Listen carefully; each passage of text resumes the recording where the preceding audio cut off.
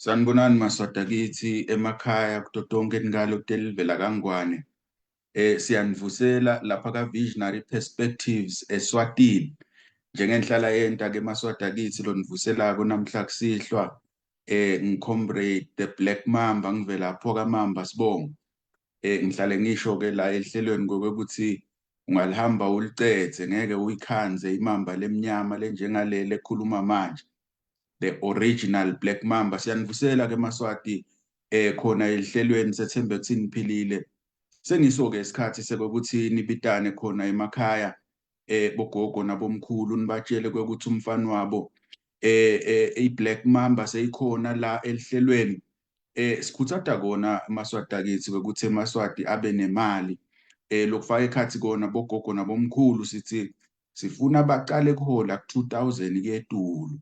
Sithi ke sicalelo leso lelive labaphila kulo bangakhona kuhola imali engetulu kwalo 2000 kodwa sifuna bacale lapha ku 2000 bogogo nabomkhulu emakhaya kanye nabo bantu abakhubatekile khona even sisho njalo la ka Visionary Perspectives eSwatini Maswati akithi siyathi sileli viki leliphelile besingekho khona ehlelweni sabona ke nemhlela bhala lapha athi hawu ma technical glitches sahleka sesisodwa nasibuka ema-comments enu lapha Maswati kwasijabulisa lokho emakhaya ngoba siyabona ukuthi lihlelo ludlala ibhethu sibili niya interacta nalo noma sibona ukuthi nema fake account akadibeki phasi nawe ayakhomenta ngeke ngabona nje lapha zesafika ku 1000 comments nangiyala bona abantu abadzala lapha bo IB nabo magawugawu ngabona ukuthi awu ingenile sibili libutho lifunyelwe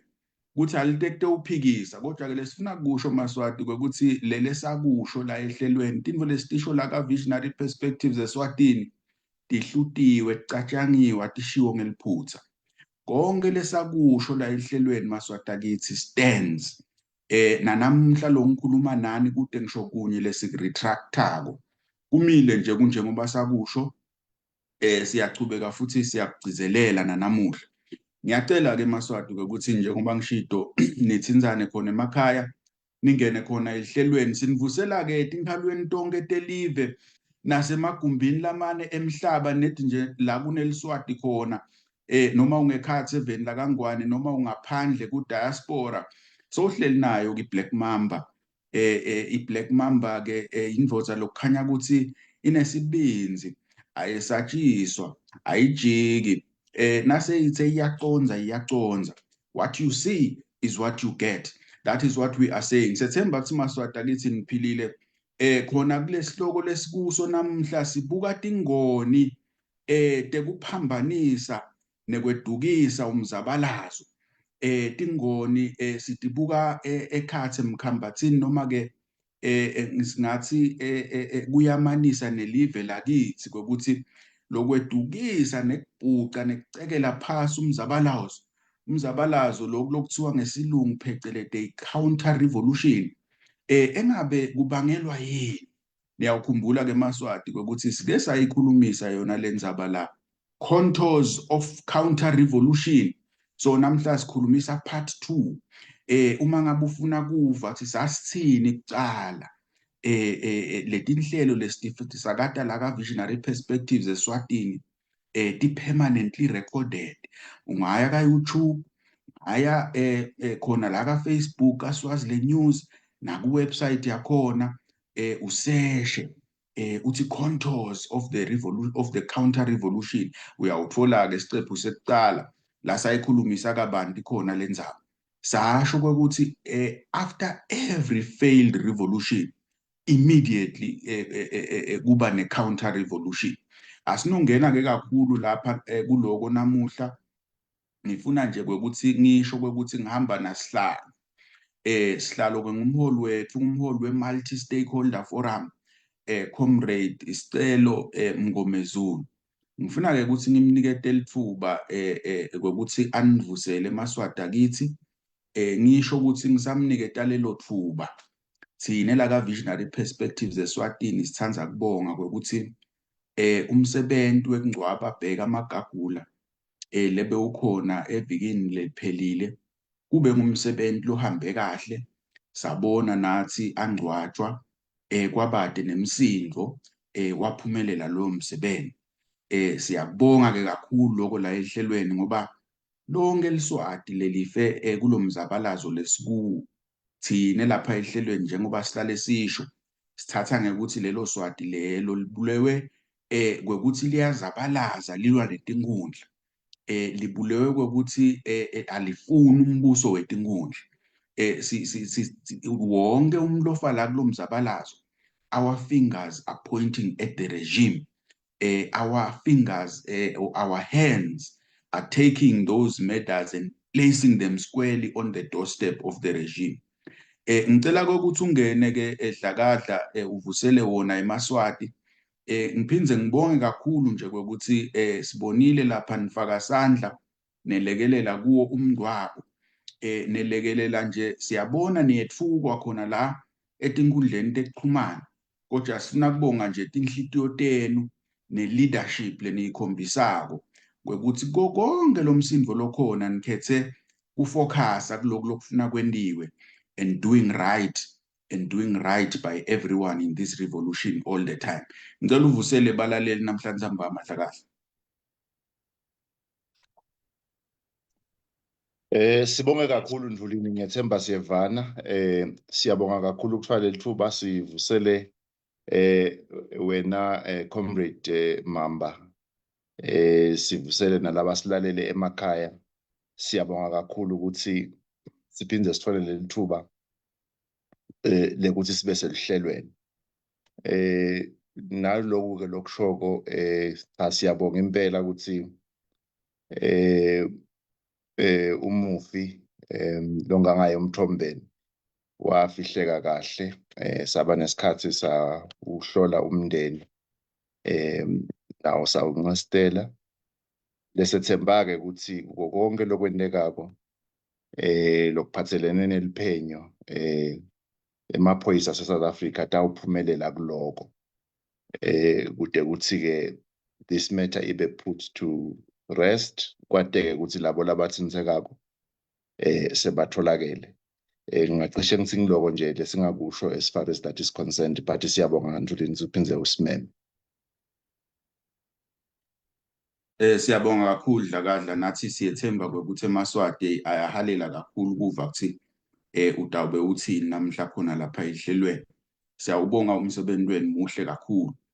Sifuna kusho-ke eMaswati kwekuthi nibonile etinkundleni tetindzaba kwekuthi nathi ngicale ngamengameli wayo i-People's United Democratic Movement, iPUDEM, comrade President Mlungisi Calvin Makhanya, lesibonile avula licala khona police station lapha ePitoli.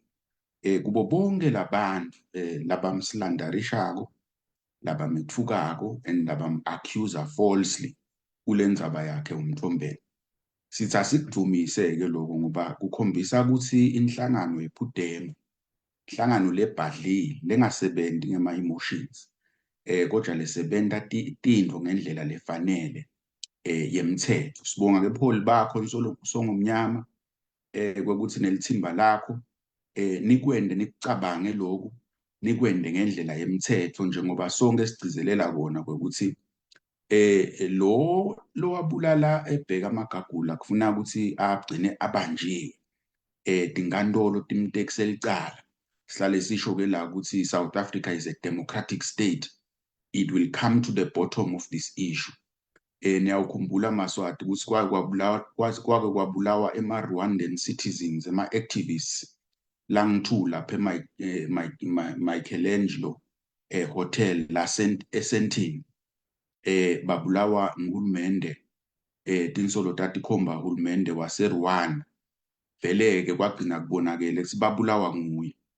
I-intelligence nemaphoyisa la South Africa ayisesha le ndzaba leyo aze aphumelele, athola ukuthi badliwa yini la.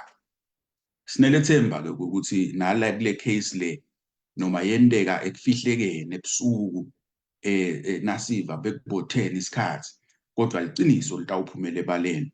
Sifuna kusho-ke Maswati, nami nginikede edvoloqina kuthi nami ngile police station kulesihlanu lesisuka kuyo, ngoba ngiyalibona ligama lami liyavela la etinkundleni tekusakata. Ikakhulu-ke ngilivile ligama lami libitwa ku-audio leyapublishwa lapha kuSwazi Voice of the People News. Kwaba kuhle ukuthi leyo audio leyo sakhona ukuthi siyi-download-e, lo sikhuluma nje kumseshi emaphoyiseni la ngivule khona licala. Siyethemba ukuthi emaphoyisa atawuchumana nabo labo labathi bona sebanebufakazi, baphethe ngesandla, seba-connect ama-dots. Umthetho-ke uyawubhekana nabo ngoba bufakazi sonke sifuna bona. So sitayibeka lapho Maswati leyo ndzaba leyo, ngoba indzaba lesetinkantolo ingathi-ke lesemthethweni. Indzaba-ke lesemthethweni ayihambi nje ikhulunyelwa emoyeni, ikhulunywa ngibo bemthetho, kodwa nje besithi asicacise lokuthi kuliciniso noma-ke sikhonfeme kwekuthi nami cobo lwami ngilivulile licala, lidokethe likhona, yayo yonke-ke le-evidence lephostwako lapha bomoli nabomonti, lamavidiyo labahlale bawenda busakasaka onke adownloadiwe ale emaphoyiseni. Sebayawuphendvula khona-ke Maswati ukuthi letinto nabatikhuluma batibhala basuke batithatha kuphi. Njengenhlala yenda-ke Maswati sengidawungena ngikhulumise kumbe tinto tibe tine masinyane nje, ngidobe sengidedela yena sihlalo kwekuthi akhulumise isihloko sanamuhla. Sibona la kulamaviki lamabili laphelile, lo bekade aliphini laNdvunankhulu eveni lo wengcile, lesimthatha ngekuthi ngisathane lo netimbono, Themba Masuku. Simbona uniketwa umhlomelo inhlangano yaka-Arts and Culture eSwatini, bathi-ke i-Lifetime Award. Kubanjwa kumcimbi, uyadvunyiswa, kuthiwa hawu vele wasebenta kakhulu ukubulala eMaswati ngaJuni 2021. Lithi ligama akuzange sekube khona lichalachala nelichawe lelingaka eveni, ngakho-ke akanikedwe umhlomelo kuloku lakwenda. Kwendeka lokhu Maswati kuti accountability lebekhona ekubulaweni kweMaswati ngesibhuku, ekubulaweni kwaboThulani Maseko, ekubulaweni kwabo-Amen Mavimbela, ekubulaweni kwaboMlandvo Khumalo, ekubulaweni kwabonhlanhla Kunene, ekubulaweni kwaboSigubhu Nyoni. Bonke labo bantu labo nyalo labantu labakhomanda kwekuthi babulawe bayahlonyeliswa kulelive. Siyayibona-ke le ncwadi ngoba thina nasibhalelwe incwadi siyayithatha siyifake eshelfini. Incwadi-ke umnaka akubhalele yona funa bese uyayiphendvula. Nako-ke lesingakusho kwekuthi eMaswati athathwa njengelima kangaka kwekuthi ngathi bantu labawabulele bese kuyagiywa, bayadunyiswa, kuthiwa bende kahle, tibe letindzaba tekubulawa kwalaMaswati tingaka-resolve. Asiyishiye khona lapho-ke eMaswati akithi leyo. Yesibili sifuna kungena kuyo siyiphawule indzaba yekuthi inkosi Mswati wesithathu i-on a spending spree. Siyayibona lapho iya-globetrotter kuyengwe eMaswati kuthiwa iyasebenza, hamba iya emaveni lokukhanya kwekuthi nawubuka ema-human rights records alawo ma uyashaca. Live laseSerbia is one of the worst human rights violators in the world. Sibonile-ke kuqiniswa budlelwane nalelo live lelo, kodwa lesikulandze kakhulu lapho sibona Mswati nalapho emehlo akhe ahalela tibhamu.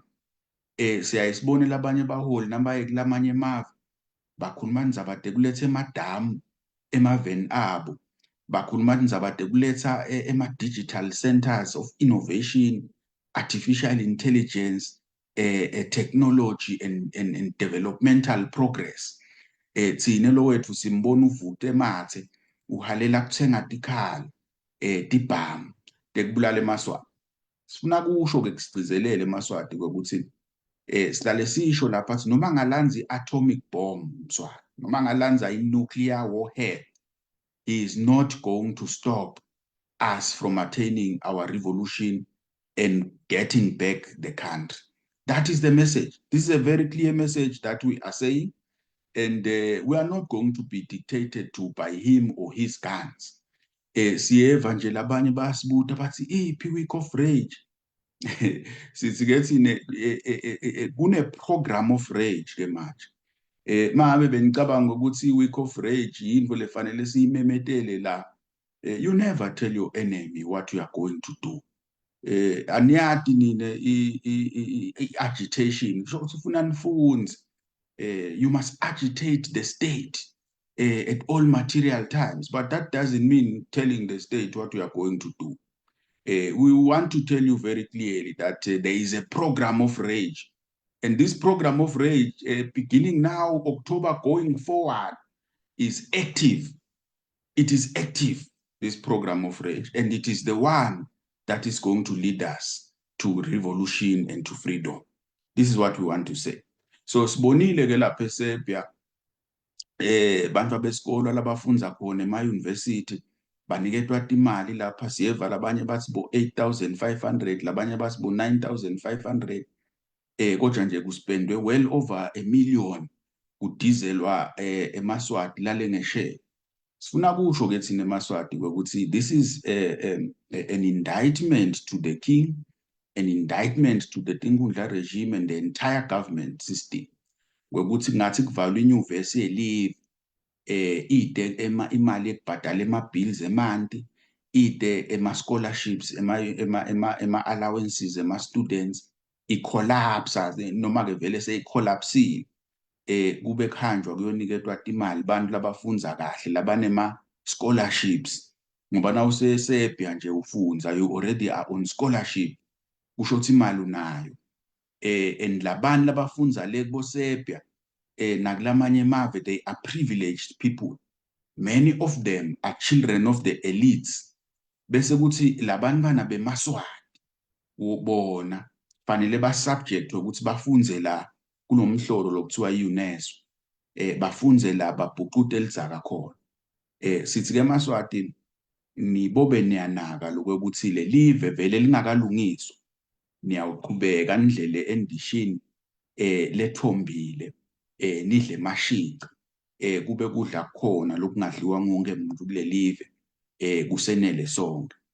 Ngifuna kwendlula ke ngibuke indzaba lenkulu lesiyibonile nayo ibikwa ukuthi uhulumende wetinkundla so uthethe isinqumo sekwekuthi bonke bantwana beMaswati labayawufundzela buthishela nalolu hlangothi lwetemfundo lokuthiwa ngema-humanities sebatawalelwa bona sibathole scholarship semthelo yebatali babo.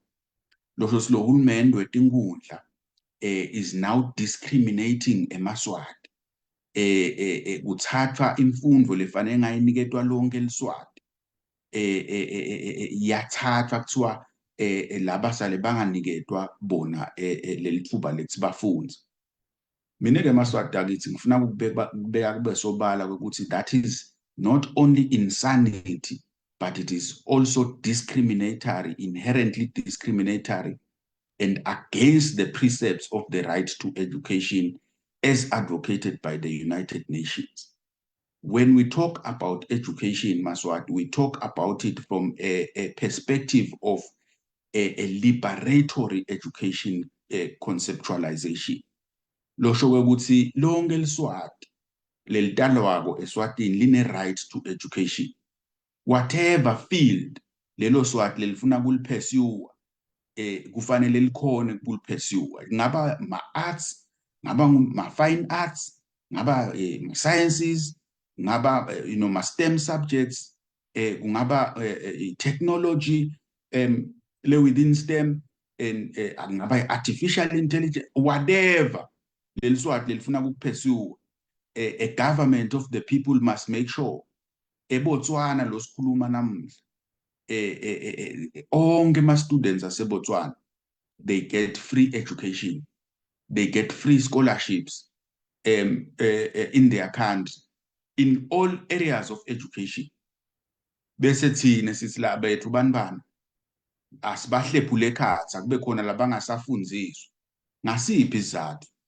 Lengfuna kusho ke Maswatini nginakho ikakhulu ema-students Swaziland National Union of Students nema-SRCs ema-universities. It's going to be important ukuthi you fight this battle for ema-students ema-humanities. You fight as a block to make sure ukuthi this policy is reversed. And we know ukuthi if you fight as a block to prevent reverse this policy, it can be reversed. Mine nangicede university nga 2006. That is when this government started le mantra ukuthi abantu labafundza ema-humanities. I'm a humanities graduate, and I also did PGCE. I'm a trained teacher by profession. And if it wasn't for the other students, Nasese University in 2006, standing up with us and fighting this scholarship policy that wanted to segregate us and discriminate us, I wouldn't have attained those qualifications. Lo ngikhuluma namuhla, solo ngisabhadala ngibhadala leso scholarship ngisengakacedzi. Well, sengidawucedza soon. But so long sabhadala back to the scholarship fund. Now umbuto uthi why emaswati kube khona emaswati la discriminator. Ngifuna ukunitshela ama students ukuthi thine at the time lokwenda ukuthi uhulumende ayireverse le policy leyo ye scholarship. Kwaba ukuthi siye ehhovisi labeka indvuna yetemfundo ngaleso sikhathi. Kwakungumake Constance Simelane. Safike sahlala le emahhovisi eminister samtshela ukuthi asihambi la minister ungayi-reverse le policy. That is what we did, and it worked. So if you want to make sure ukuthi every student in the country has a guaranteed right to education, that is what you must do. You must make the tertiary institutions ungovernable until this government accedes and make sure that every Swazi child receives scholarship, because the labanvana labatawufunza lama humanities batali babo nabo bayathela. It's not a privilege ukuthi uhulumende anikete maswati scholarship. It's not. And nasifunzisa la maswati ukuthi abe bothishela, asibafunziseli ukuthi babe bothishela la Swatini. Lo ngikhuluma nyalo, in fact, thousands of teachers are leaving Swaziland. They are teaching in Taiwan, they are teaching in the UK, they are teaching in Ireland, they are teaching in South Africa, they are teaching in the USA, because they were paid for. They were given an opportunity to be educated. So we are not educating a Maswati so that they can stay in Swaziland. We are educating a Maswati so that they can be relevant wherever they are.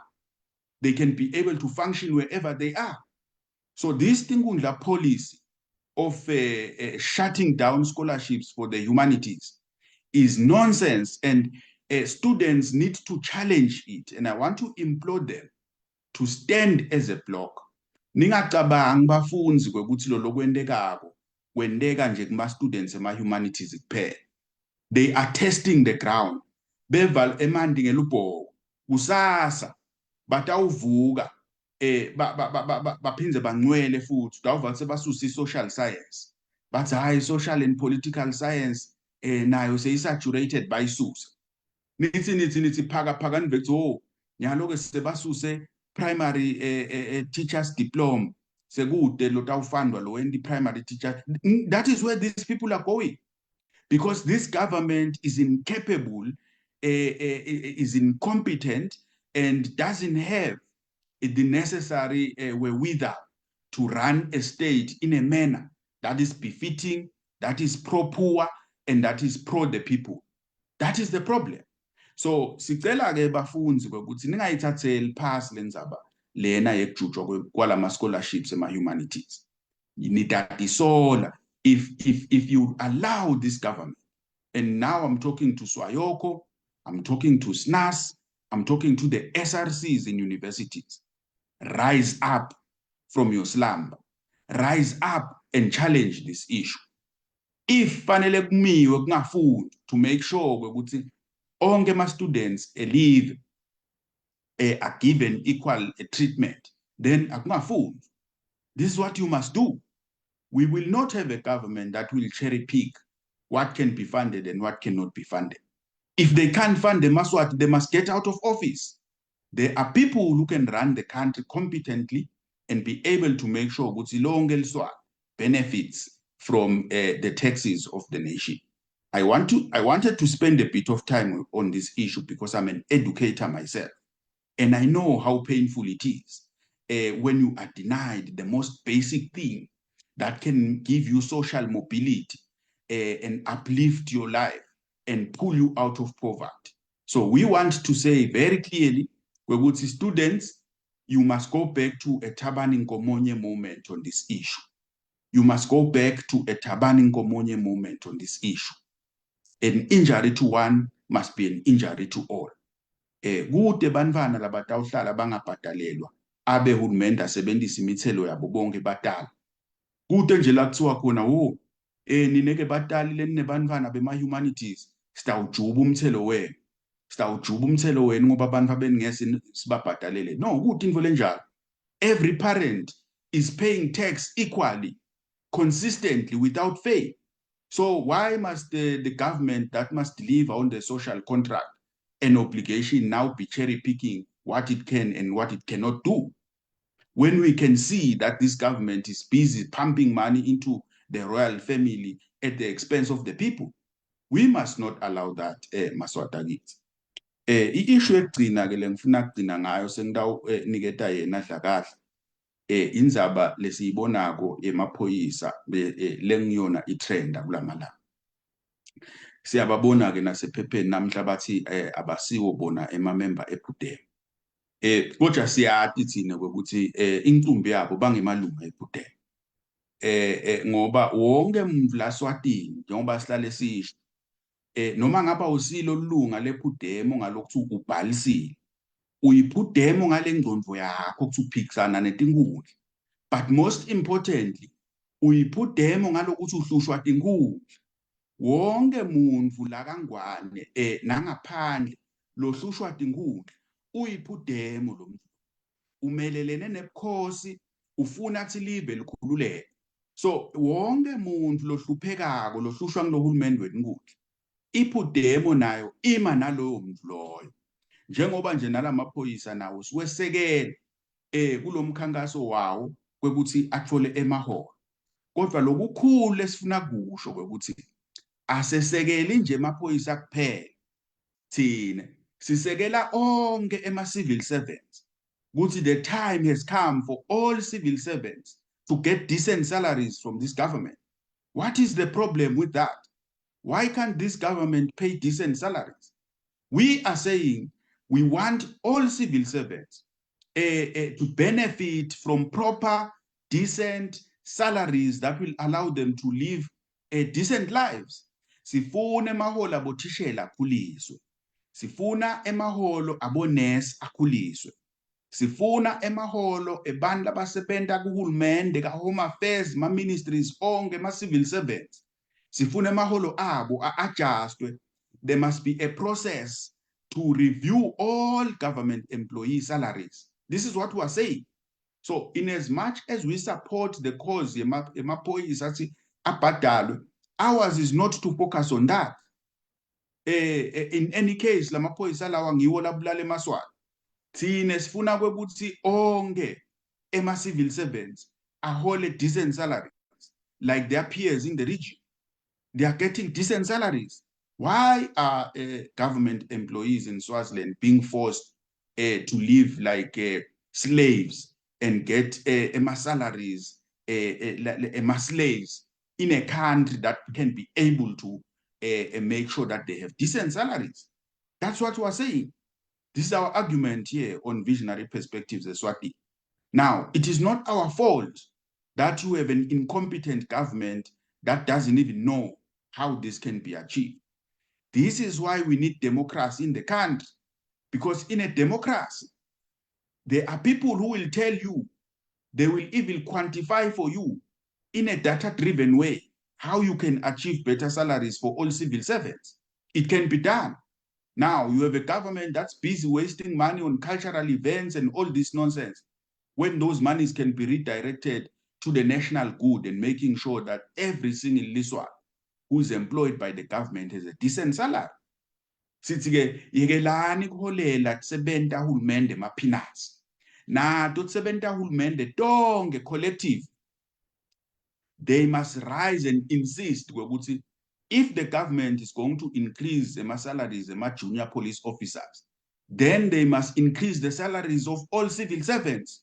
It is as simple as that. So Tine, we're not going to align ourselves with the narrative yase parliament and the narrative yalabanye ukuthi hey, the national security mcoka akaniketwe lama junior officers imali. No. Since everyone who's a civil servant must be given what is due to them, including making sure that the remuneration structure of the country recognizes people for their education. When people progress, when they get to masters, when they get to PhD, or when they get to a certain level of service, even without a master's or a PhD, they must be rightfully rewarded for that. Because it's not only a certificate that must be a marker for reward. It must be your service, your output, the quality of your labor, and the results that you are producing. That is how we must professionalize our government, to reward civil servants and make sure that they get the best. They are happy. That is what we want. We want every single civil servant in the country to get a decent salary. So this is the issue lesifuna kugcina ngayo la visionary perspectives eSwatini. Now lama junior police officers must not think ukuthi we are fools. Ukuthi they will play the country security issue ngathi bafune ukutfola emaholo nge-revolution bese baphinze basuppressa yona le revolution. No.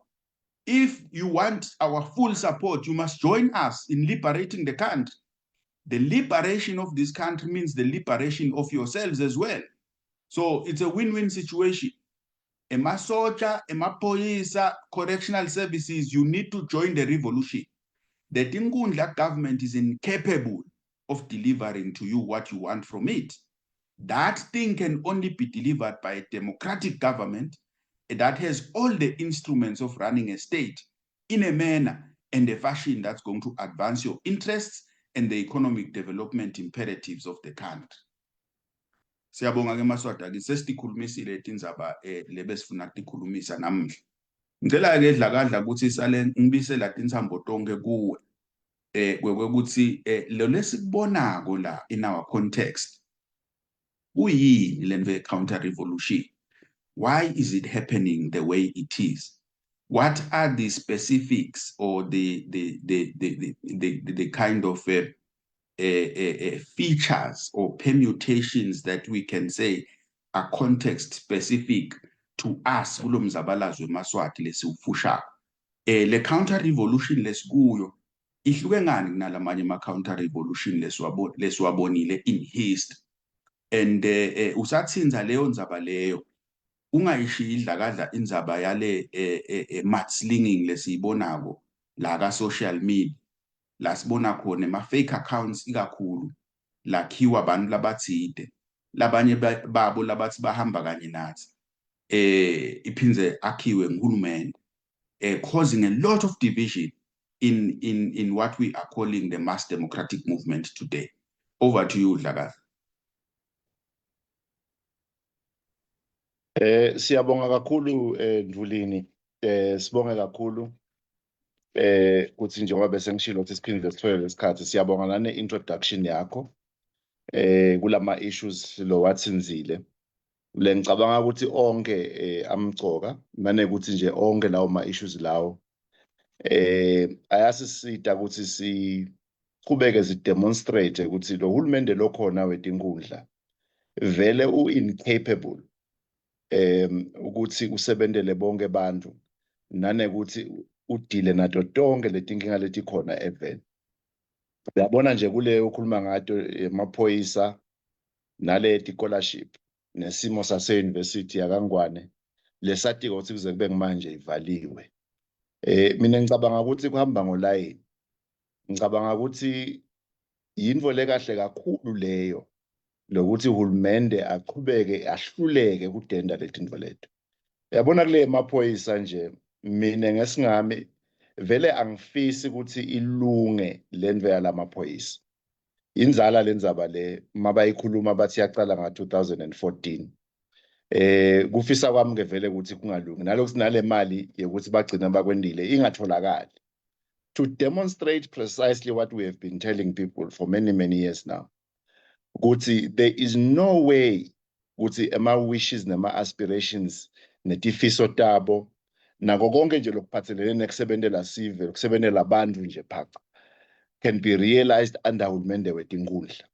So onke ke lama problems lawo tinkundla, they are incapable of fixing these problems because the person that sits at the helm of the regime is concerned about himself and only about himself only. Njengoba nje manje sikhuluma ngokuthi i-University yaKangwane angive kuthiwa ishoda ngamalini ngathi noma ngi-12 million ukubhadala emanti and other things. Ukhohlwe nekumenshina nje la ukuthi ngisho nabo lecturer njengoba batawuhola nje lenyanga ya October ngeke bayihole yonke imali, batawuyihola ishoda ngive kuthiwa ngi-95%. Ngiyacabanga ukuthi enyangeni letako mhlambe itawuchubeka ibe ngafu, kuyathi kushaya December kwathi bani sigcwebe bakhokhela malini. So all of those problems must continue to be there so that kuze kucace kunoma ngabe ngibani ukuthi what we have been saying all along is correct. But utawubona ke Mfulini ukuthi imali yenkwala, imali yelusekwane nako konke lokutakwendiwa, all these rituals latawenda nje eMswati njengoba abuyile nje lelabeka ahambile khona eholidayini, all of those monies are going to be there. We are entering a season now between now November all the way up to March or April where there are a lot of festivities. Nidawuthi nibiye encwaleni kuphindze kuthiwe sekuyiwe emaganweni. Leti mali tako konke lokho kuyoba khona tonke leto timali leto. So ke I'm saying the government of Swaziland, if we can even call it a government, I prefer to call it a regime, is a regime that is not there or placed at the service of the ordinary citizenry. It's a regime lenganamsebenzi neluntu.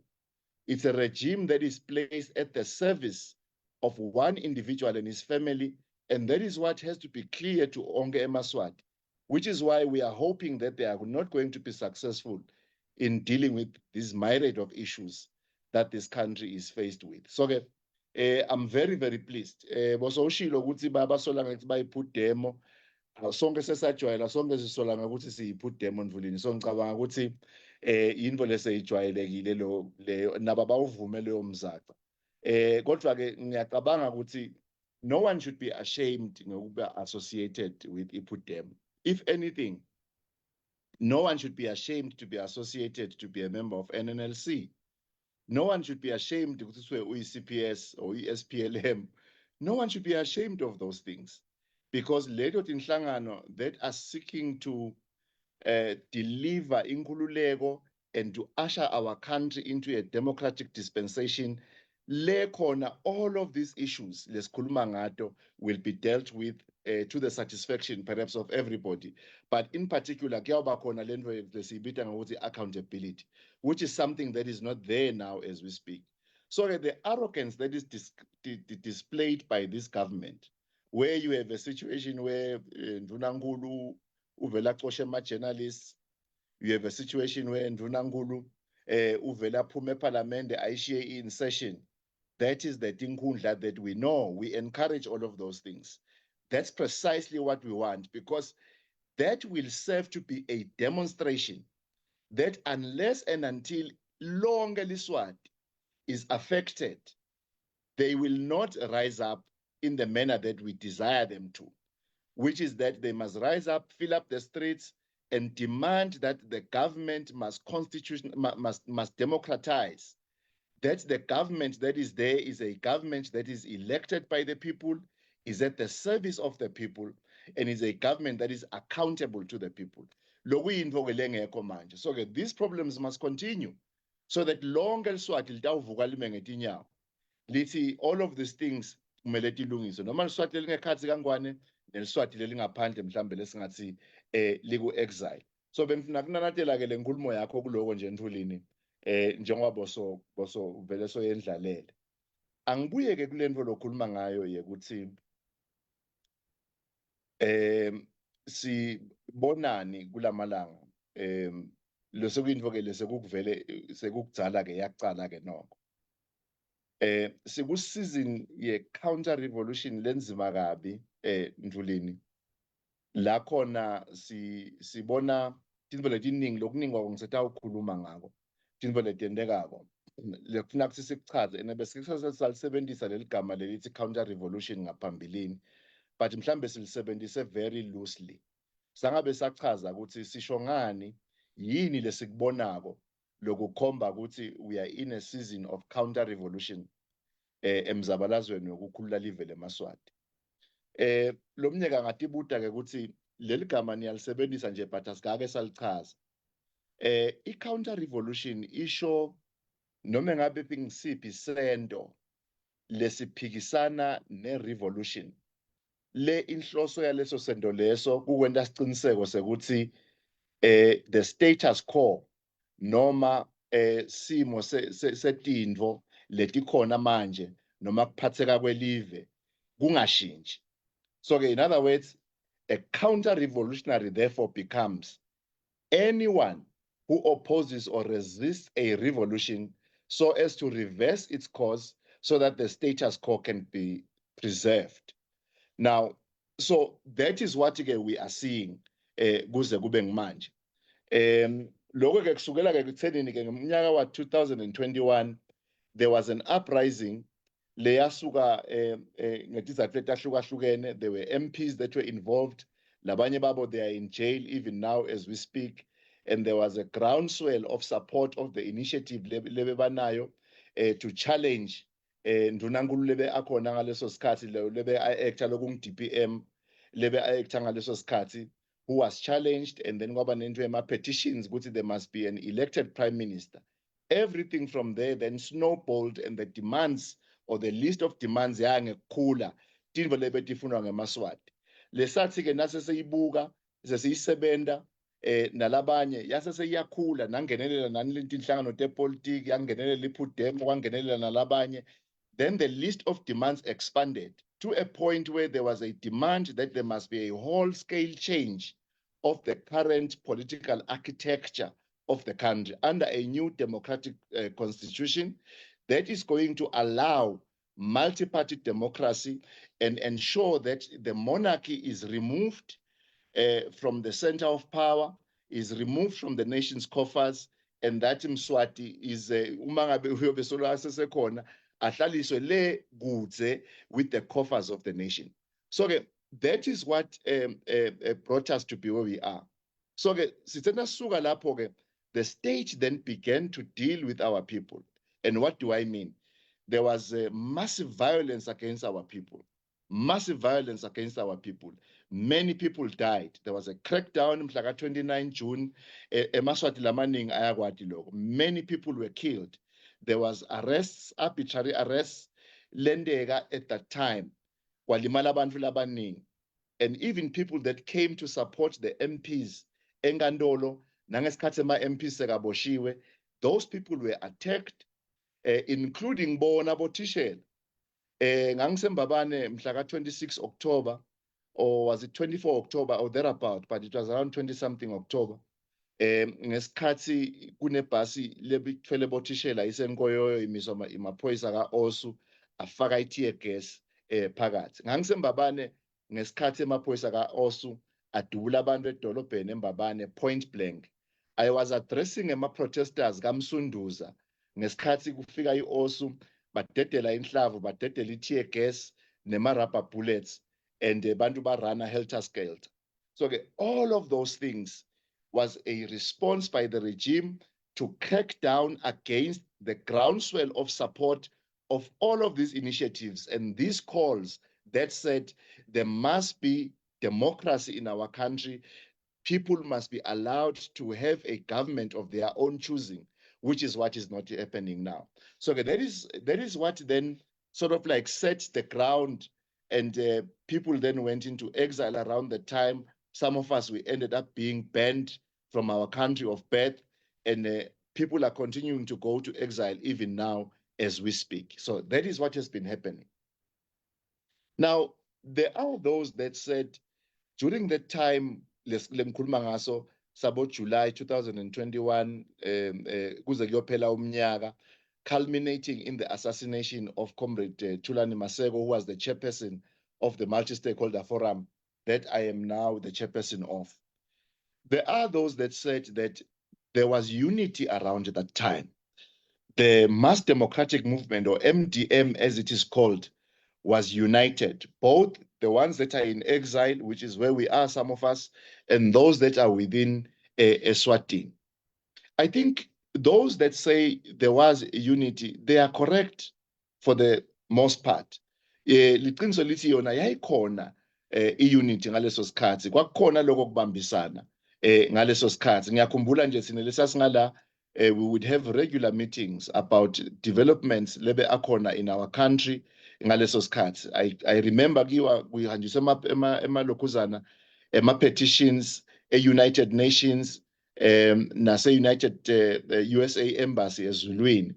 There was a great deal of unity in those times. But from around that time, in actual fact, kwaseke sekuyaqala sekuba nekuthi there's a great deal of posturing.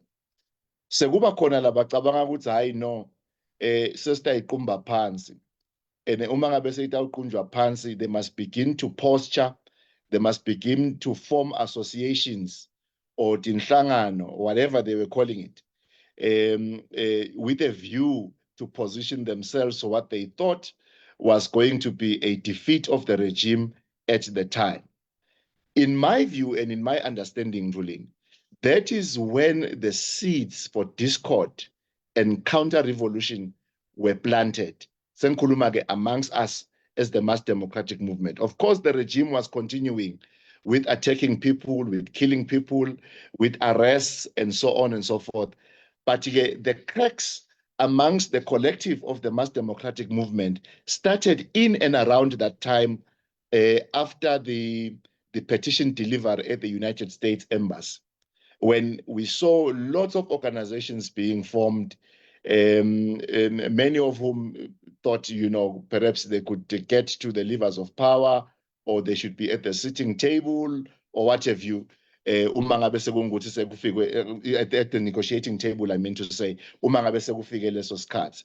So-ke kwase sekuba kuningi-ke lokwendeka-ko-ke ngaleso sikhathi lokwabangela ukuthi sithole sesilala la sesikhona khona. But-ke ngifuna-ke ukuthi mhlambe without necessarily appearing to be pointing fingers, which is why you will notice that I'm not naming names and I'm not interested in naming individuals, but I want to describe that which we have seen and explain it in counter-revolutionary terms so that wonke umuntu can locate himself ukuthi yena ukuphi kulokhu lesikhuluma ngako namhlanje wena Ntuleni. Ake ngichaze naku-ke ukuthi esikhathini lesiningi mangabe kutaba nento lesingathi i-counter-revolutionary in nature. Of course, uma ngabe you are fighting a regime such as the Tinkundla regime, the starting point for any counter-revolutionary activity, it is of course going to be the regime itself that you are fighting. It is going to use its armed forces. It is going to bring to bear the entire might of the state. It is going to use its intelligence resources, its friends in and outside the country to suppress discontent, and then to sort of like ensure whatever uprising that is there, there's a crackdown of it and is defeated. So the state did that. The state continues even now to do that. So what have they done? They've victimized people. There've been arbitrary actions such as arrests, extrajudicial killings, targeted assassinations, and many other activities. In their very nature, they are aimed at intimidating people. So we can name names here of people that have been assassinated by the regime labatiwa ngiwo emaswati. But-ke asifuni-ke ukuthi siye lapho. But-ke a case in point is the case yaThulani Maseko njengoba besengichazile, who was killed by the regime. And many others who were killed in June 2029, killed by the regime. Extrajudicial killings simply means that bantu bayabulawa nje bangakayiswa etinkantolo lo munye uthola uthethwe emaphoyisa then mhlambe uvethe jikijikisa obese soyafa loyo muntu angatholanga nesigwebo sensambo kuboshwa kwebantu thina lekalodeswa sisebenza nabo labantu lababoshiwe labalapha ngekhathi. So we've got a very long list of and we know ukuthi it's not an exhaustive list yebantu lababoshwa from June 2021 coming this way. So many of them are innocent of the crimes, if not all, actually all of them are innocent as far as we are concerned of the crimes that they have been arrested for. And what you are going to see in their case, the state is going to drag their cases and make sure that their trials are not being finalized, because not many of them don't even have the resources, or they come from families that cannot even be in a position to assist them, knowing simo semnotho wakangwana. So lokho ke kwenziwa ke i-regime. Lokunye lokwenziwa i-regime kuba ngilokuthi bathole ihlobo dabo letinye liqhamuka ngaphandle to intimidate, to attack and to kill emaswati. Sikubonile ke lokho ngabo Anopinar lokungema mercenaries amswati lebe baqashiwe bathathwa khona la eSouth Africa ukuthi bahambe bayobulala emaswati bantu labavele babazondako bantu labamnyama, and men that have been veterans of many wars, especially including in the Middle East. So ke lokunye lokubonako is state-sponsored terrorism. That is also a counter-revolutionary act by the regime. State-sponsored terrorism itawufaka phakathi the bombing of people's homes. Njengoba sabona nje indlu yamakhanya was bombed, nalabanye bongomyayona there was bombing of their properties.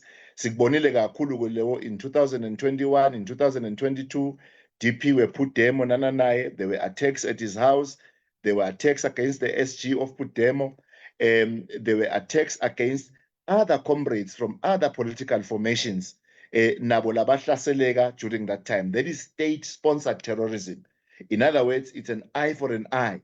You do this, we do this against you. So those are actions of the state that are counter-revolutionary in nature. Lokunye ke lokuya kwenziwe state that is counter-revolutionary in nature. It is to victimize those that it perceives to be its political enemies. For instance, I am a case in point. I was banned from entering Swaziland. I was born in Swaziland. I grew up in Swaziland. My relatives are in Swaziland. My mother is in Swaziland, albeit deceased. So, but I was banned. I was victimized for that which I believe in, for the choices that I made to support those that found themselves to be on the receiving end of the state and needed assistance. And that is my only crime. So let's continue. Then they have been denied scholarships by the regime. They are being denied employment opportunities by the regime. That is victimization. Some of them are actually being held before bogus disciplinary hearings. Njengabo Comrade Mbongwa, the president of SNAT. These are actions to victimize the person for that which they believe in. They are not being given employment opportunities. Labanye, they are being brutalized. Njengoba sabona president, the former president Wesinas Xolani Maseko, amongst others. So those are actions of the state, and the list and the things that I'm talking about, Ndvulini, they are not even exhaustive. But these are activities that are sponsored by the state that are aimed to reverse the gains of a revolutionary program. Lokunye lokuya kwenziwe i-regime, just to sum up before ngunika lithuba Ndvulini ndokhona kunatsemandi nakule sikubiza ngokuthi ngama-actions of appeasement. In other words, la uthola khona ukuthi uhulumende uzama ukutingcengela eluntwini ngingabekisa njengani, ngingabekisa njengema-cash handouts. Earlier on ukhulume ukuthi Mswati nakaseSerbia ufike waniketa ema-students alaphayana eSerbia, which was literally kuba bribe nje ukuthi bete batombona to create the impression that he has got the support wherever he goes. So those are actions to appease abantu. Lokunye kuba yini njengoba kuthi ayingcwala nje utawukhanza ukuthi kutaba nemajala tawubitwa lapha tingatsha bahambe bayohlakuliswa and so on and so forth. Nabacedza kwenta into leyo baniketwe timali, akusasikho ukuvolontiya kahle kahle vele sekubaniketa timali noma bo e-wallet noma yini le ndlela babaniketa ngayo. So those are cash handouts. Tintfombi temhlanga natitile nakhona is the same thing. Umhlanga phela wendeka kangwane kuphela la South Africa nje uyendeka umhlanga siyawubona akubi khona ngalendlela lothola sekwendeka ngayo eSwatini. Ngoba suyakubona ukuthi lokhu kuyi-bribery ngabekisa amateki netimali emalokhuzana ama-food parcels and so on and so forth. Into umuntu latayidla mhlambe angakafiki ekhaya nangabe afikile ekhaya itawuphela ngaleyo ntsambama leyo. So ke those are activities to appease bantu and to create the impression that the hulumende actually cares. Kunanaku lokunye lokwendiwa njengamanje ngu-DPM lokhona tulidladla kuhambe nje ahamba lamakhaya ahambe akhela abantu utindlu bese kuyashuthwa tithombe labo 2 room labakhako lokungadeki imali yawo lengachazwa ukuthi imali yakhona ibuyaphi nanokuthi ibudgetelwe kuphi nini kanjani nekuthi labantu labo laba-identified labakhela lato tindlu bathethephi. What is the selection process yekuselecta labo bantu labo. So those are actions that are meant to appease bantu noma kubajabulisa abantu but abanikete injabulo yesikhashana so that the government can continue with its real program, which is the regime can continue with its real program, which is to support the monarchy at its own, you know, ngato tonke tindlela imonarchy lengasupporteka ngayo. That is number 1. Number 2, which is to ensure ukuthi the status quo remains. But number 3, which is to ensure ukuthi bantu abanake ngalesikhathi uhulumende abhizi afuna ukuthi labo labalola inkululeko bathola kanjani ukuthi abasoqonga kanjani and to make sure ukuthi those people are silenced. So the government must be continuing to do all of these things. Lengicela ukuthi bala Ndvulini ngikunikete lithuba uma ngabe khona lengushiyile.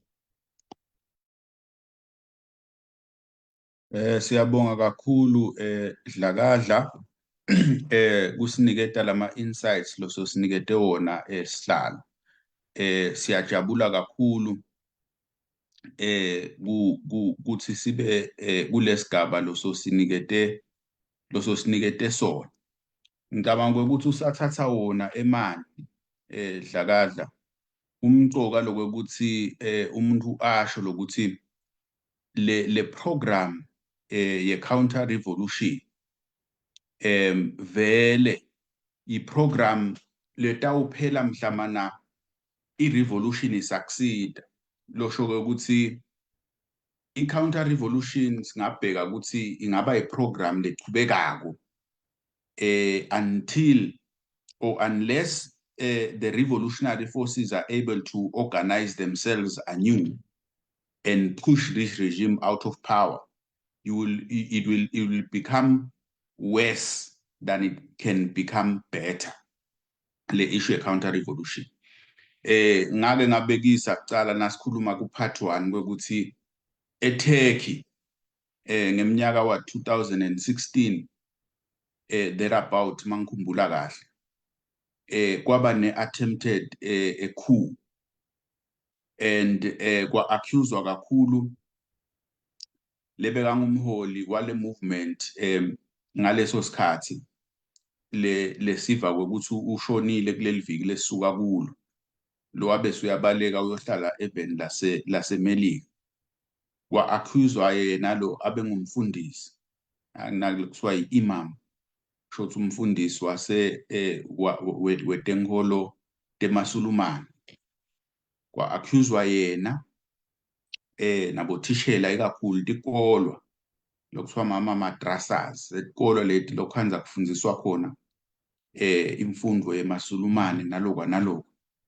kwa-accuswe ema-universities boprofessor nabodokotela kwaboshwa thousands of people kuze kube namuhla labo bantu labo eTurkey solo basejele ntombi yabo labanye baxoshwa bahamba basakalala baba exile kusukela ngalowo mnyaka loyo nyalo wesi-8 lo mnyaka lesikuwo solo hulumende wa Erdogan lo hulumende waseTurkey losikhulumi is still repressing the people of Turkey, suppressing the elements lakathi afuna i-change, afuna i-democracy, afuna kulive liphatheke ngcono. So in Turkey, the counter-revolution is still on 8 years after that incident.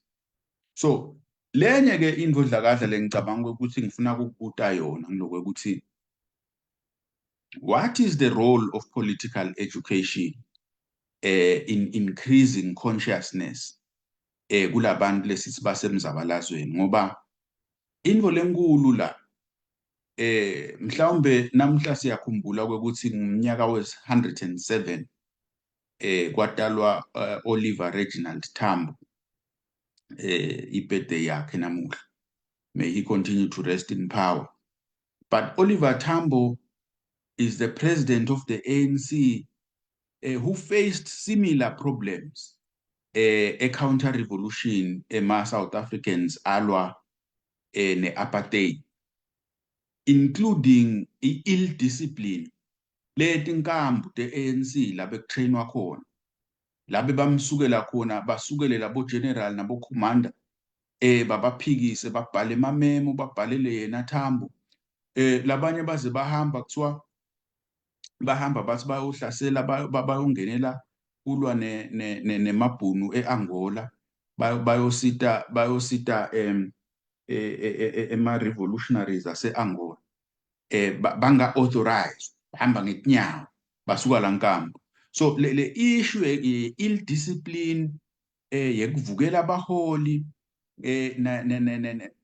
ngake ngize ngabekisa kulamaviki laphelile ukuthi kwaba khona ngisho sehlakalo sekuthi lamasotsha le etinkambu labe katrainwa khona uhulumende wemabhunu wathenga lokuka wawo wafakela wonke umuntu lankambu poison baphose bafa basheka lapha kwaba ngumtimba lobuhlungu bathi badiscover ukuthi mlokuka uthengwe i-apartheid. Thine-ke la sikhona khona dlakadla umehluko kumbe ukuthi sekwaba ne-social media tonke tinto kune-misinformation kune-disinformation and kunema-fake accounts lokwenta le terrain ibe very difficult to navigate, but nonetheless it's a terrain that we must navigate. So my question is, how can we build a very concrete consciousness program that is anchored on a firm political education strategy that ensures ukuthi labo labathi bafuna inkululeko bakhona nekudisefa thina. Ngiyangitshela abantu nje mina ukuthi mina ngiphendvula i-fake account nawungibhalela nge-fake account ngicale ngibuke ukuthi le profile yalo muntu injani. Nangikhanza ukuthi i-profile lete titori ayisiyo impilo yemuntu le normal noma ilokhiwe local because a lot of this vitriol lesiyibona la ka social media is being engineered by the state. Nyalo ke sekukhona ngisho technology kwakha lama bots lama fake accounts bese uyawaflata. There's a whole ecosystem and technology around those things. We know these things. So we need to be mindful of them.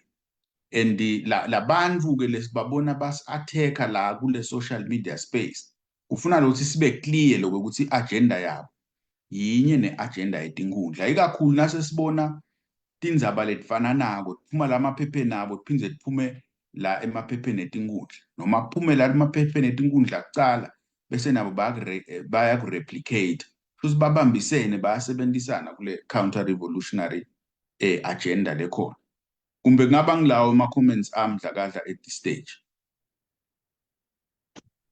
Ngiyabonga Mvuleni, ngibonge kakhulu bese ngiwanathile manje. Yes, ngicabanga ukuthi i-political education of course imqoka kakhulu le bekufanele ukuthi ngabe bayasibambisa kakhulu ngibo laba sebuholini betinhlangano ngoba phela uma nje bantu batawukholwa noma ngabe ngiyini lebhaliwe ngoba seyishiwo ngidlakala noma lekhulunyiwe ngoba seyishiwo ngimi bangasayihluti lento ukuthi kodwa Mngomezulu Nzini ngabe ukhuluma liqiniso yini ngekuthi nje kushiwo ngimi kusho ukuthi kungiko uma ngabe sowuvela wena Ntulini ungiphikisa then wena akusahlatiwa lokushoko lokuthi kusenekwendeka yini kodwa ukuthi mhlambe lokusho Ntulini kungiko hawu uphendulwa ngenhlamba and so on.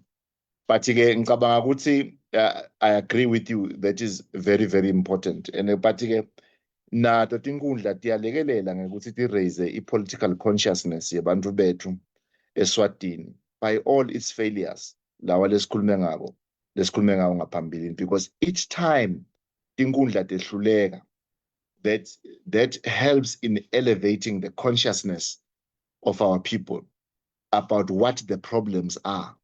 I think the gap that we need to be filling in the main, as opposed to defining the problems, because I think everyone knows what the problems are. Those who don't know, because they are always scoring on goals every day.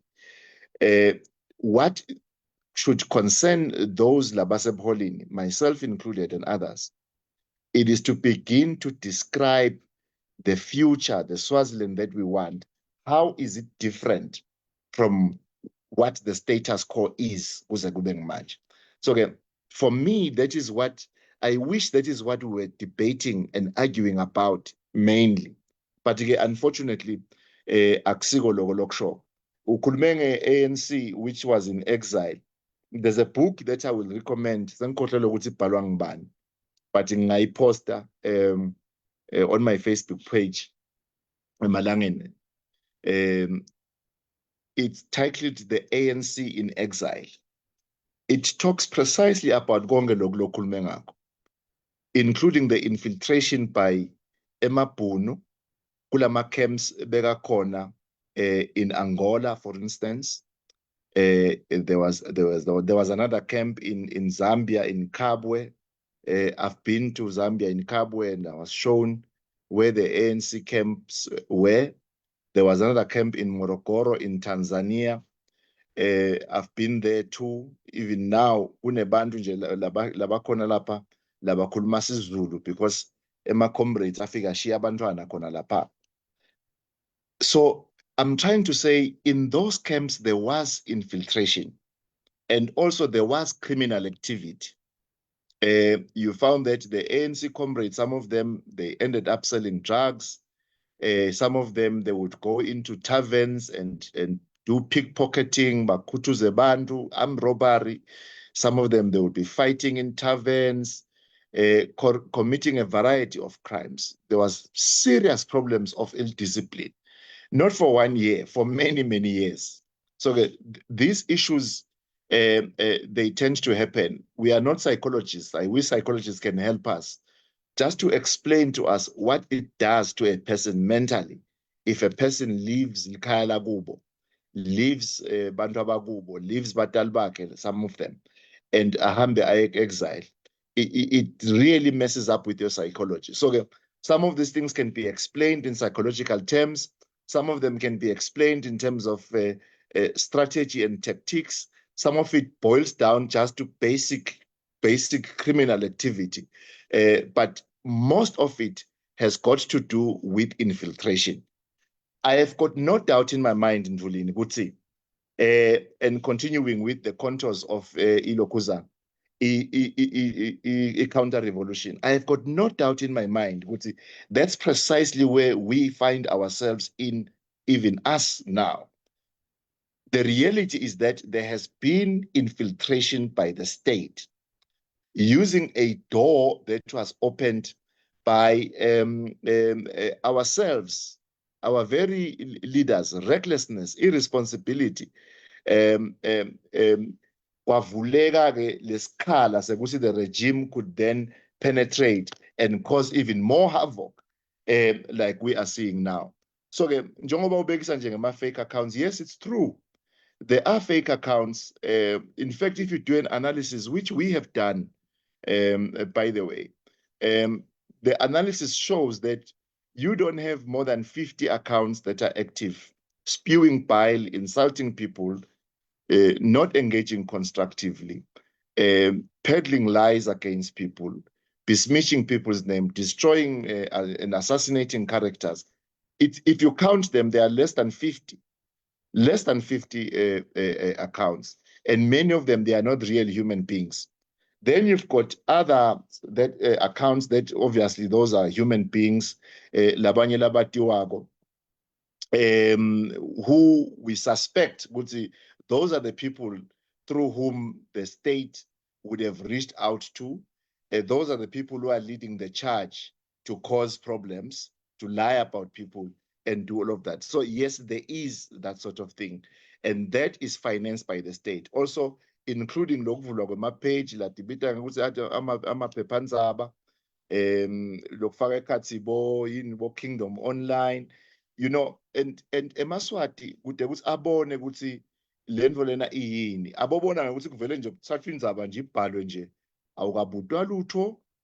Kude la kuthiwa khona uke wafonelwa wangabamba icingo noma usendelwe imibuto wangayiphenduli. Uma kwendekile waphendula, lokhu lokuphendukile kuvele kungabhalwa nekubhalwa kubonakala nje you're just wasting your time. The problem with the so-called online, some of them, is that they are more vicious and brutal, and they are so sadistic liars, by far more than the media houses that we have that are controlled by the regime, bo SBIS, nabo Swazi Observer, to a particular degree, even Times of Swaziland. So you can see that when they start saying we are coming from Ndulini, they come from Ndulini and they, you know, with the kitchen sink and everything, fabricating all manner of lies, literally. Now, there's nobody that can sit for 24 hours, unless, of course, that they have got something to gain out of that particular activity. I mean, that is how I look at it. It is certainly that there has been penetration by the regime, and it has penetrated through certain individuals. Lokunye kwako kwesihlelile information leningi lesihleletu kwayo lesingakwati ukuthi singayiveta noma siyidalule kwamanje, but we have taken measures to strengthen our capacity to collect intelligence, to analyze it and to process it. We cannot talk about it, and we will never talk about it. But it is important for those that care about umzabalazo Maswati to know and understand that we are noting these things, we are alive to it. And ngicabanga ukuthi nemaswati lamaningi njengoba sengibalile nje ukuthi lana comment abantu labang-50 nje is an echo chamber, bese they repeat the same lies and so on, and by so doing they are hoping that the mud eventually sticks. But if you are talking about an adult population of 1 million Swazis, you cannot say that those are Swazis and they have been fooled. I believe that Emaswati have not been fooled. They see through some of these things. Some of them, they comment and say precisely that. So the door that was opened, in particular, subsequent to the General Assembly of the MSF at Sibayeni Lodge, and subsequent to the disagreements that were there about Guyel Ketwen and Mngayel Ketwen, all of that noise, it opened the floodgates in the main for everything that we now can see happening. How is it manifesting itself? Factionalism within and amongst political parties or civil society, the fermentation of distrust, kubanga nje ukuthi ningathembani, smear campaigns, kuvele nje usuke nje literally uqambe emanga ngemuntu uze wende neposter, and then you begin to circulate leyo poster leyo, and even circulate it to nakulo muntu labanye nami bayabandele ama-poster bangisendele iposter nje lobonako ukuthi lo muntu vele nje wathi ihlalela ku-laptop wayicreator lento, wavele wathi dlakadla ungiloku, Mamba ungiloku, atakhele nje umuntu, which is the fabrication of lies, very rich imagination, dirty imagination, to insult people, to lie about people.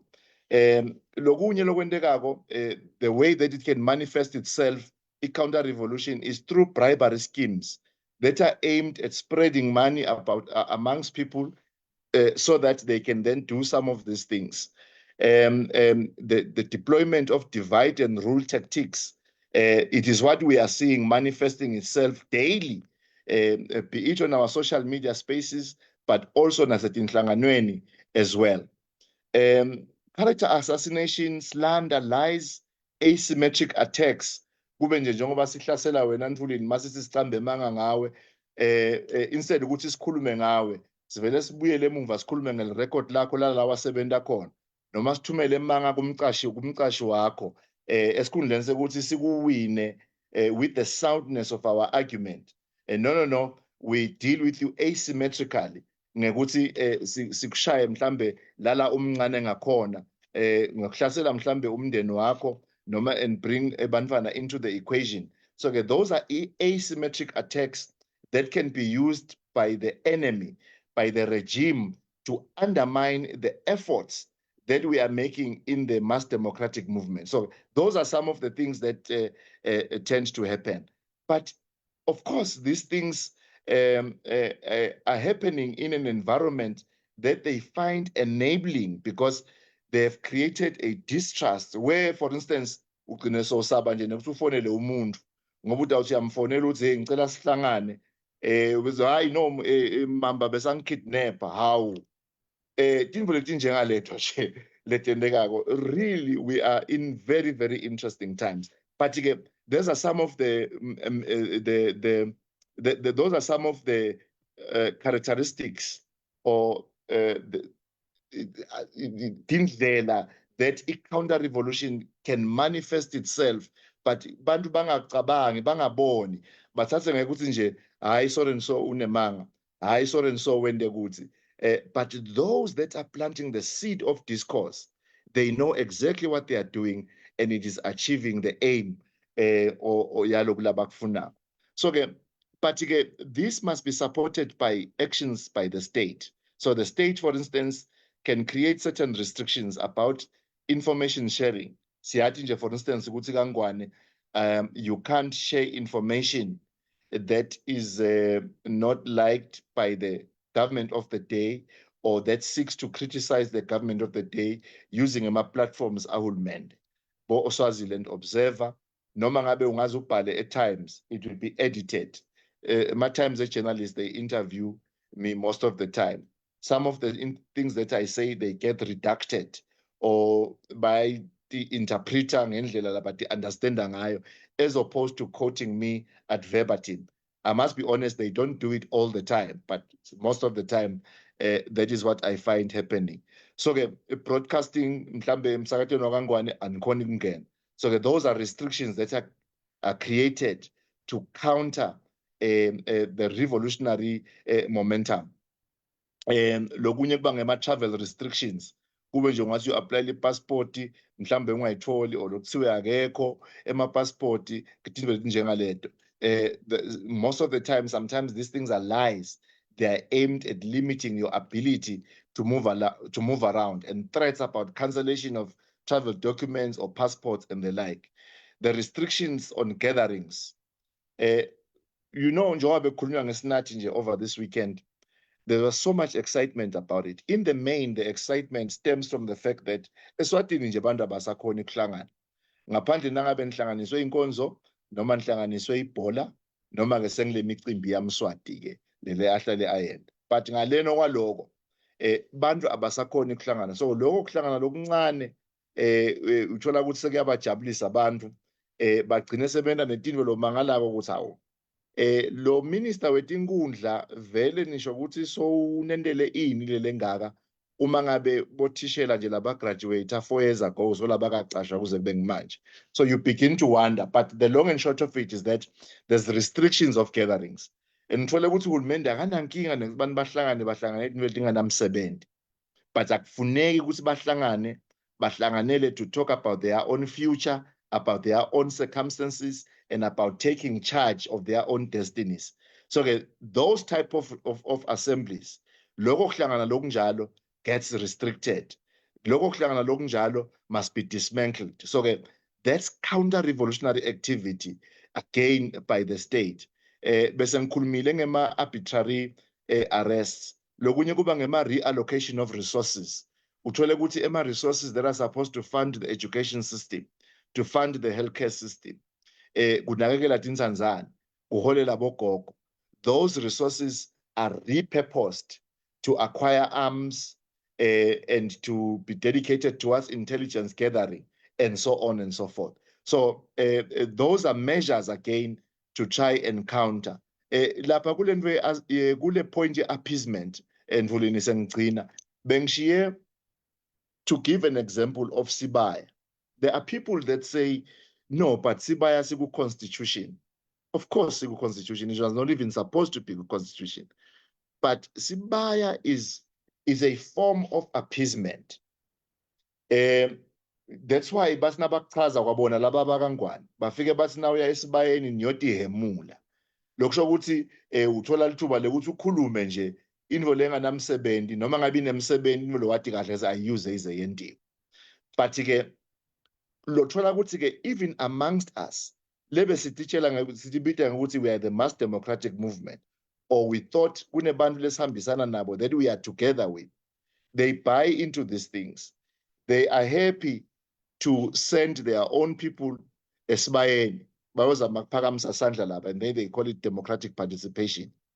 They are happy ngekuthumela abantu ukuthi bayongenela ikhetho lwezinkundla and then still say no, siyofuna idemocracy ngekhathi. Into lengayuzi iziyendeke noma ngabe you can win all 59, you can have 59 MPs. These are some of the problems that we have. But I think in future, Mvuleni, we will have to find time and redefine in the not so distant future, what exactly is the MDM? Who exactly is fighting for that which we believe we are fighting for in the MSF, for an example, or in Pudemo, or in NNLC, or in CPS, and so on. But who is not doing that and is busy opening the doors for counter-revolutionary activity? And singabelo sibitana ngema comrades even when we are not. Singabelo solo sithi mholi even when it's not true. But of course, we have been busy giving this notion of unity a chance. But I think our patience is going to run thin. Ngiyabonga Mvuleni. No, siyabonga kakhulu Dlakadla, ngicabanga ukuthi kuyevakala le ndzaba lesikhulumisako lena itile kakhulu futhi ibandi, angicabangi lokho ukuthi singakhona kuyicetha namuhla. Kodwa nje ngicabanga lokho ukuthi lama nuggets lesowanikete wona sive amgcoka ukuthi abantu bawa understand, ikakhulu ngoba umuntu nawe lokhanya ukuthi uhlaselekile kakhulu kuleli bandla le ma counter revolutionaries, ikakhulu etinkundleni, ngoba thina siyaconza thina lesati politiki lokuthi tinkundla leti letenda yonke lento le sebenzisa ke ma functionaries ato njengoba sewuchazile. Ngifuna sale sephetha Dlakadla ngoba idatha idulile eSwatini. Ngifuna kwephetha nje ngetinto kumbe letimbalwa lesitibonako la kwekuthi kuneminyakato lomkhulu wekwetama kwekuthi kubuyiswe indzaba yaThulani Maseko, comrade Thulani Maseko ibuyiswe la stikini, kuthiwe njengoba nibabona ke balwa vele naThulani Maseko wabulawa ngibo. Ngifuna ukuthi uphawule kuleyo ngcingwana leyo Dlakadla ngoba imcoka ukuthi siyiconzise ngoba ngiyabona ukuthi nala kulama counter revolutionaries lo khuluma ngawo labanye lababaholi mbumbulu labasibahamba kanye nathi nabo ubeva sebakhuluma yona le language, kunemdlambila, kwabanjani kwaba ubona ukuthi hayi imhlolo yethu na. So la kwakhiwa indzaba yokuthi Thulani Maseko vele wabulawa la kule project ekufuna inkululeko. Thulani Maseko kwakuliwa indzaba yeMadonna, kwakuliwa indzaba yesihlalo sePhudemo, kwakuliwa konke lokhu sikuva ngabo kude lokuqhamuka la ngakithi, onke lama narratives lawo aqhamuka ngale etinkundleni. sekaya-manufacturishwa ke akhicitwa kabuyiswa ngala nyalo la sesikhona khona lesikubonako ukuthi sekwakhiwe singathi sekune groundwork noma ke the foundation has been laid now kwekuthi tinkundla setingabulala noma ngangibani ngathi ngihleli nje nami la ndlini ngivuke ngifile kuthiwe yabona ke nyalo sebadle Velaphi ke nyalo vele utabacedza amakhaya vuka Velaphi uvuka afile kwangatiwa ukuthi ubulewe yini le environment seyitoxic kangako nakungathiwa nje kufela omunye umholi lamkhathini wethu kungathiwa vele bachubeka bayadlala.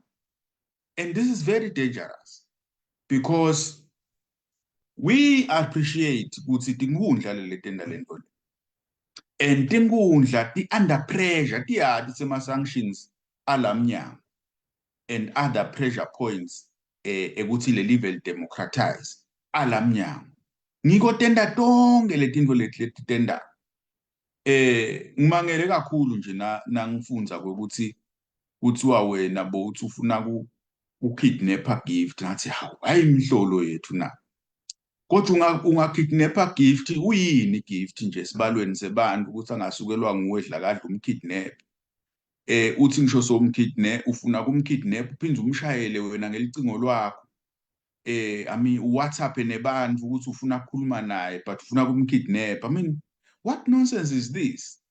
So uyabona lokho ukuthi and yena lo gift na uthi ambuka kahle umuntu very problematic in terms of ema practices akhe of the past naloke la lihlelo nakusilo lihlelo lokukhuluma ngebantu but siyamathi is on record giving information to the state. He's on record telling us ukuthi Magawugawu wants to kill him. He's on record telling us ukuthi muzi mema wabulawa ngMagawugawu. This is the man. He's on record saying these things.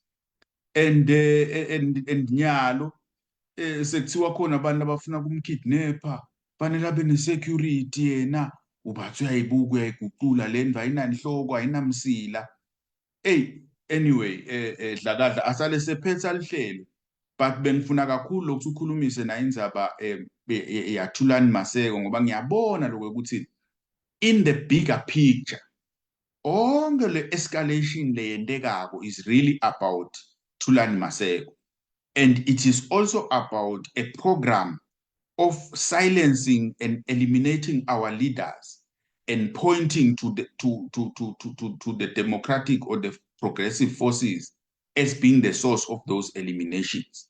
When we know it's the progressive forces is not the source of those eliminations. Ngicela uphawule kuloko dlakadla ngilabe sengiyabuya ke sengivala lona hle.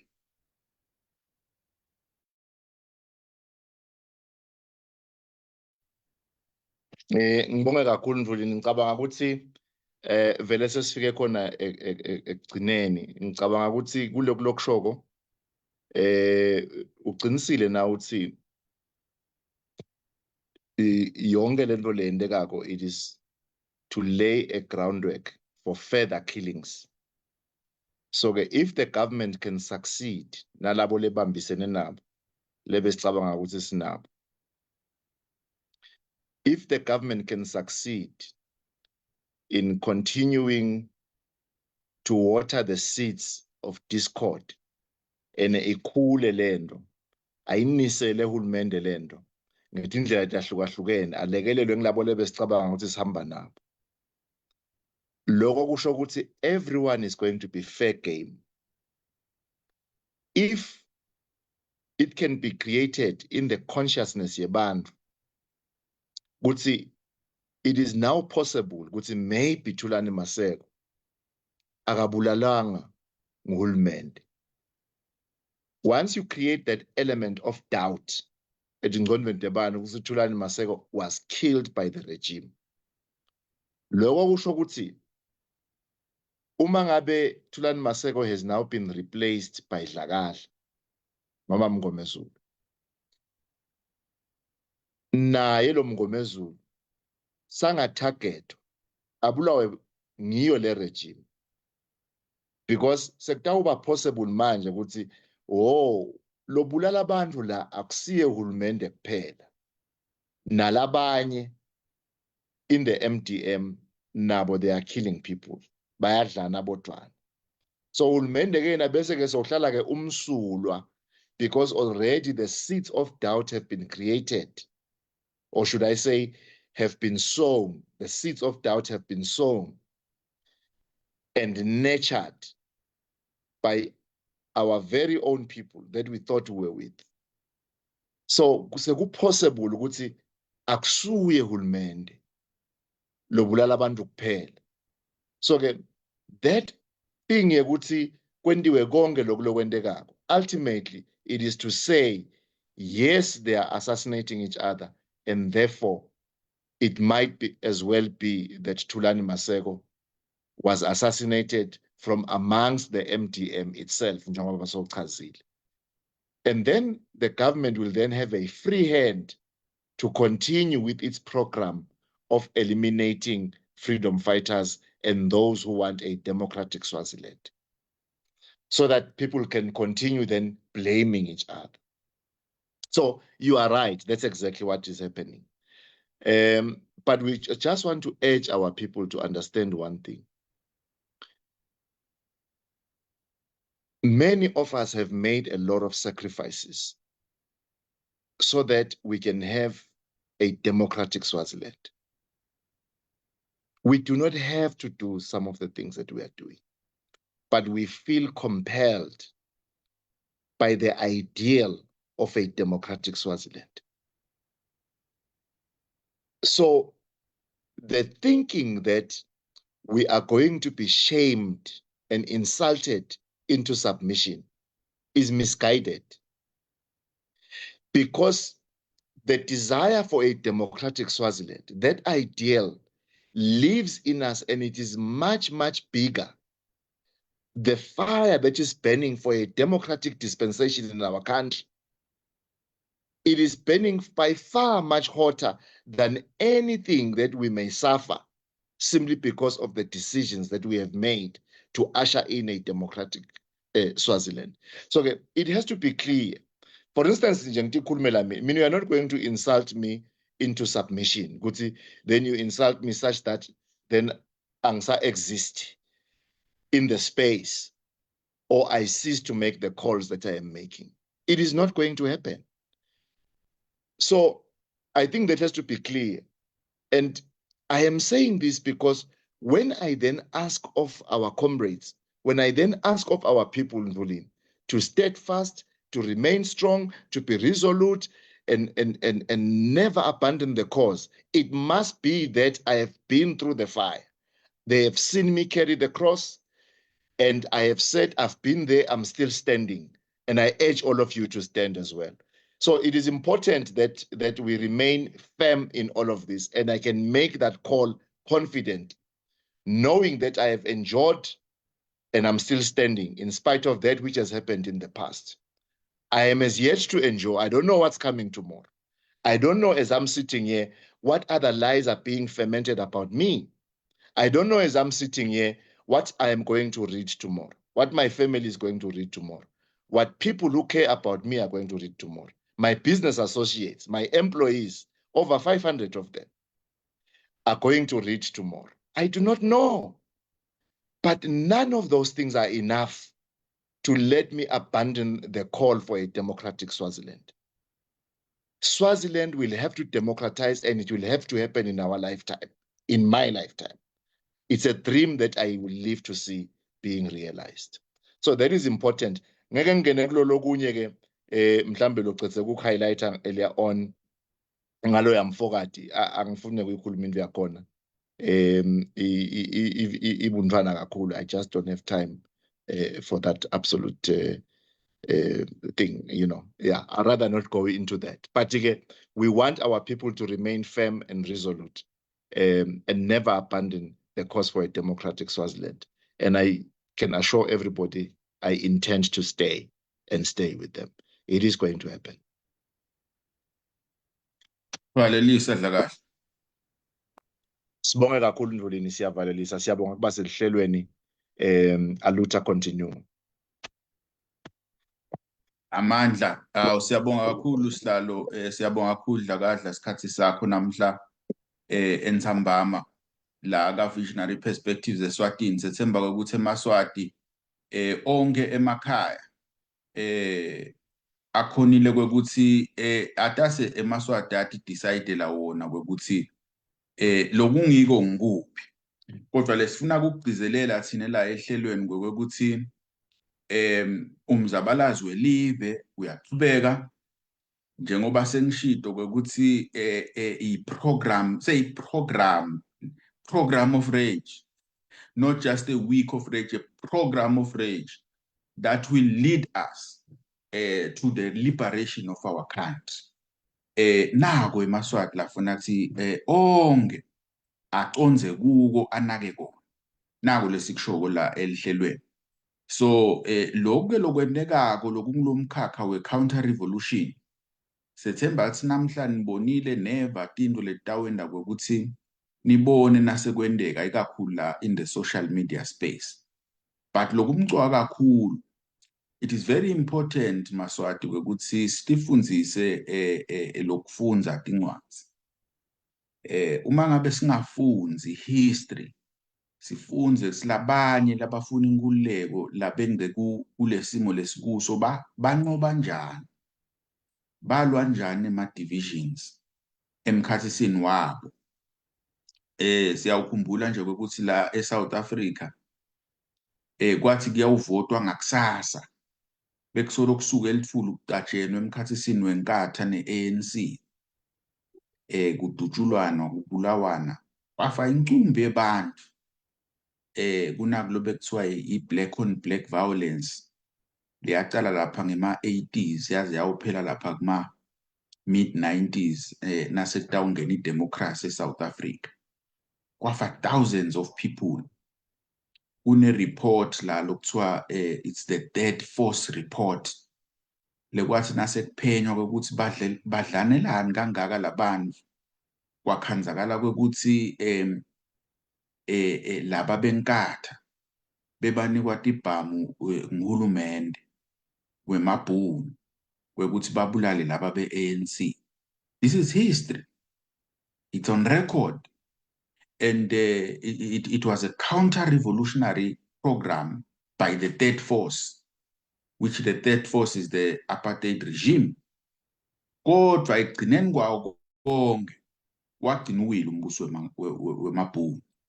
Nako-ke nasi lesifuna kusho lapha ka-Visionary Perspectives eSwatini ukuthi tingendeka tonke letinto Maswati. Mhlawumbe tiyawusikhanza ngokuthi nathi sesabulalana saqedza noma-ke state sasibulala kodwa ekugcineni kwawo konke live liyawukhululeka le Maswati. Kufuna ukuthi live likhululeke, siyathanza asithanzi, yinto leyo lefuna yendeke sisaphila and yinto-ke lesisebentela yona. And sifuna kusho-ke lokho ukuthi tinkundla nyalo tibhekene nebuholi lobu full time la kulento ekhulula live. We are full time in this revolution. We do it every day and we know that our country is going to be free. That is a message that we want to make very, very succinct and for everyone to understand. Siyasisi-ke nase-special hlelo sithi the struggle continues. The struggle never sleeps. Aluta continua. Sithemba siMaswati liviki lelisombulukako liyawuba lihle kini nonke. Siphinde sithathe leli thuba siphinde sihalalisele yena Oliver Reginald Tambo lusuku lwekutalwa namuhla 107 years, a towering intellectual, a scholar and an activist and a political giant with political acuity who has ever graced the soils of the African continent. Siyamsaluta namhlanje ambama sithi salute qhubeka ulale mholi uguqe ngemadolo.